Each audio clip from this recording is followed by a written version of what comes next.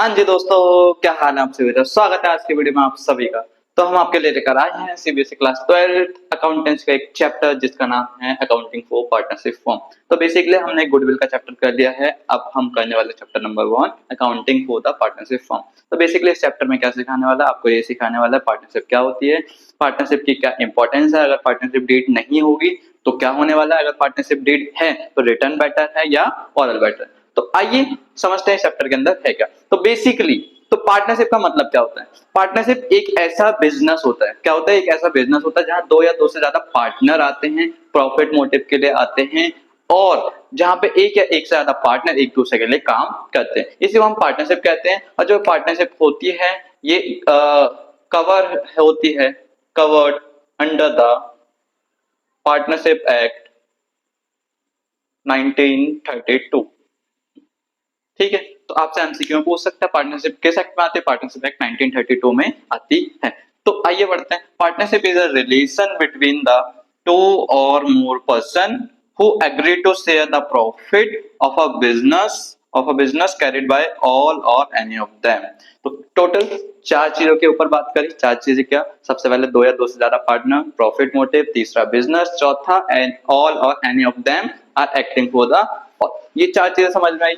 इसके बाद ना पार्टनर्स एक दूसरे के प्रिंसिपल भी होते हैं, एक दूसरे के एजेंट भी होते हैं। मान के चलो तनिष्क, सुहाना एंड आकांक्षा एक फर्म के अंदर तीन पार्टनर हैं। ये तीन लोग पार्टनर हैं। अब इन तीनों ने बिजनेस स्टार्ट करा है, प्रॉफिट मोटिव के लिए करा होगा, उसके साथ साथ ये एक दूसरे के लिए भी काम करेंगे। लेट से अगर तनिष्क ने कोई बाहर से एक्टिविटी करी या बाहर से कोई एसेट खरीद के लाई उधार पे, और जो बाहर आउटसाइडर पर्सन है, लाइक से आमिर से बाहर से खरीद के लाई एसेट, तो तनिष्क बाकी दो पार्टनर को भी बाइंड करेगी। बेशक उसने ना पूछा हो, बट बाकी दो पार्टनर भी आमिर के लिए लायबल होंगे। इसी को हम ऑल और any of them acting for other कहते हैं। इसको हम इन शॉर्ट बोले तो म्यूचुअल एजेंट कहते हैं। क्या कहते हैं? Mutual agent. यहाँ पे एक दूसरे के प्रिंसिपल भी है और एक दूसरे के एजेंट भी है। तो यहीं से पांच फीचर निकल के है पार्टनरशिप के।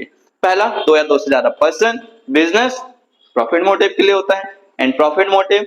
अगला है एग्रीमेंट, एग्रीमेंट के बाद म्यूचुअल एजेंट, म्यूचुअल एजेंट मतलब एक दूसरे के लिए काम करना। ठीक है, अब ना जो ये एग्रीमेंट है, ये एग्रीमेंट के ऊपर आपसे सवाल पूछ लिया जाएगा। एग्रीमेंट का मतलब क्या होता है, जो पार्टनरशिप आती है, जो पार्टनरशिप एक्चुअली में एग्जिस्ट करेगी, वो किसी ना किसी एग्रीमेंट की वजह से करेगी। एग्रीमेंट रिटर्न भी हो सकता है, ऑरल भी हो सकता है, कोई कंपलसरी नहीं कि रिटर्न ही हो। ठीक है, आपसे एसेशन रीजन में पूछा जा सकता है, बताओ क्या पार्टनरशिप रिटर्न होना जरूरी है? नहीं, रिटर्न और ऑरल कुछ भी हो सकती है, but it is better to return.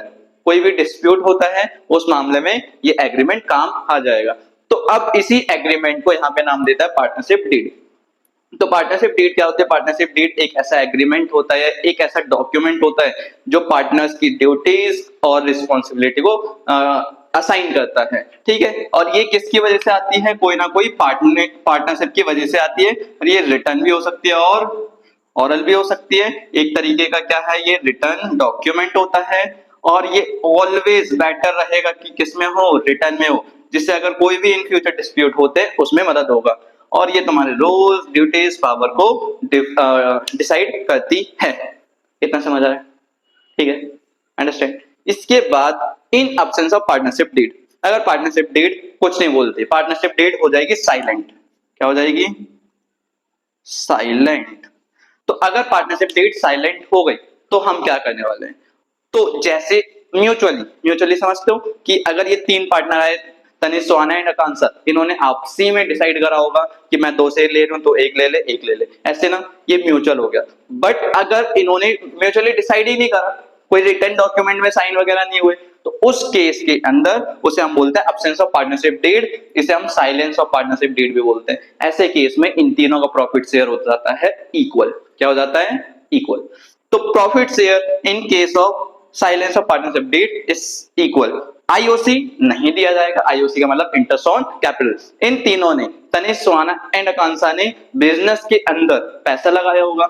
अगर ये पार्टनरशिप डीड करते आपसी में तो इंटरेस्ट ऑन कैपिटल मांगते बिजनेस से, बट इन्होंने डीड नहीं करी, तो पार्टनरशिप एक्ट क्या बोलता है? हम कोई आईओसी नहीं देंगे।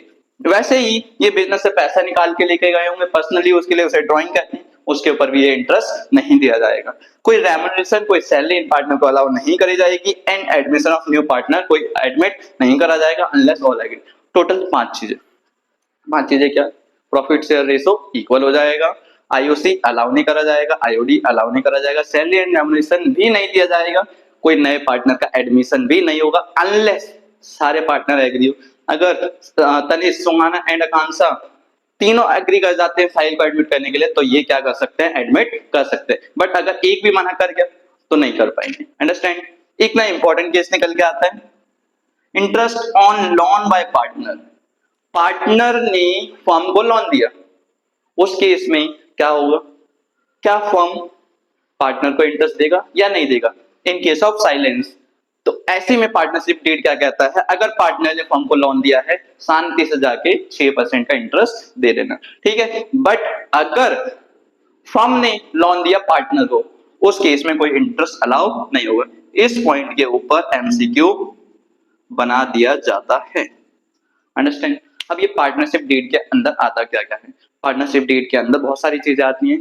फर्म का नाम, बिजनेस का नाम, एड्रेस क्या है, कौन सी जगह पे हम ऑपरेट कर रहे हैं, और पार्टनर्स का एड्रेस क्या है, उनकी नेशनैलिटी क्या है, कितना पैसा लगाया, क्या प्रॉफिट शेयर मांग रहे हैं, उनकी कितने हिस्सेदारी है, प्रॉफिट शेयर क्या है, आईओसी कितना लेंगे, आईओडी कितना लेंगे, सैलरी मांग रहे नहीं मांग रहे, ये सारा किसका पार्ट होता है? पार्टनरशिप डीड का होता है। तो बेसिकली आज हमने बेसिक को डिस्कस करा है। अगर आपको कोई भी डाउट वगैरह होता है आप कमेंट सेक्शन में पूछ सकते हो एंड अपने दोस्त का शेयर करना ना भूलें। Thank you for watching.